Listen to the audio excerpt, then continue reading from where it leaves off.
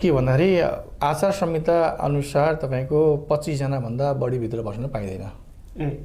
सुन्नुहोस् है, त्यो जिल्ला निर्वाचनको आचार संहिता सम्बन्धी मिटिङमा पनि म पनि गएको थिएँ र मेरो सबलाई यो राम्ररी थाहा थियो। हाम्रो वरिष्ठ नेता बालन सरलाई पनि यो सबै थाहा थियो र उहाँले मलाई भनिराख्नु भएको थियो, जब छिरौँ अर्जुनजी त्यहाँ मान्छेहरू आउँछन् गर्नुहोस् है, मान्छेलाई छिर्न दिनु हुँदैन भनिराख्नु भएको थियो।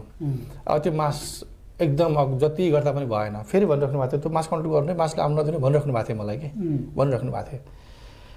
त्यो केही गर्दा कन्ट्रोल हुँदैन। अनि त्यहाँबाट उहाँले रिसाले कन्ट्रोल गर्नुहोस् न तपाईँहरू यार, भरे त्यो बित्थामा यहाँ तपाईँको यो के अरे विभिन्न फाइनतिर आउँछ, दुनियाँ उहरू हुन्छ, भरे उम्मेदवार दत्तामा समस्या हुन्छ, के भन्छन् कसो भन्छन्, भरे बित्थामा फाइन पर्ला, जानुहोस् न गर्नुहोस्, तपाईँ जानुहोस् त उताबाट जानुहोस् त लु गर्नुहोस् भनेको हो सर। त्यति हो, किनभने म जिल्लाको मान्छे, मलाई चिनेको मान्छे, आफूले चिनेकै मान्छेलाई गर्नुहुन्छ नि त, गर्न त अरूलाई गर्ने कुरो भएन नि त, जनतालाई गर्ने कुरो भएन।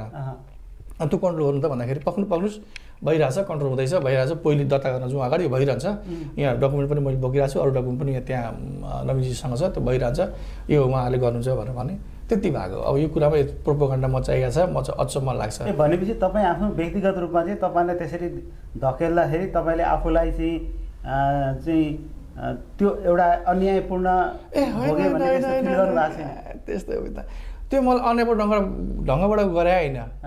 हामी नजिक छौँ, जानुहोस् न यहाँ गएर मिलाउनुहोस् न यहाँ तपाईँ यार, बरु बित्थामा यहाँ तपाईँको भिडियो खिचेर फोटो खिचेर हालिदिनुहोस् भन्नुभएको थियो। बहुमत सहितको सरकार बनाउन आएका छौँ हामी सर, र हाम्रो भावी प्रधानमन्त्री उहाँ नै हो।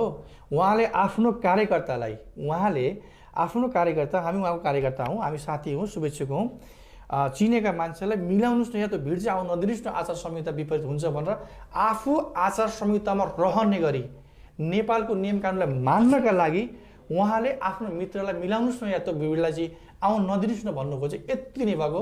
यहाँ कसैले प्रोपोगन्डा मचाएर हुनेवाला केही पनि छैन, किनकि बालन सरलाई र रासोपालाई साथीहरू सबैले चिन्छन्, माया गर्छन्। यति नै हो सर कुरो।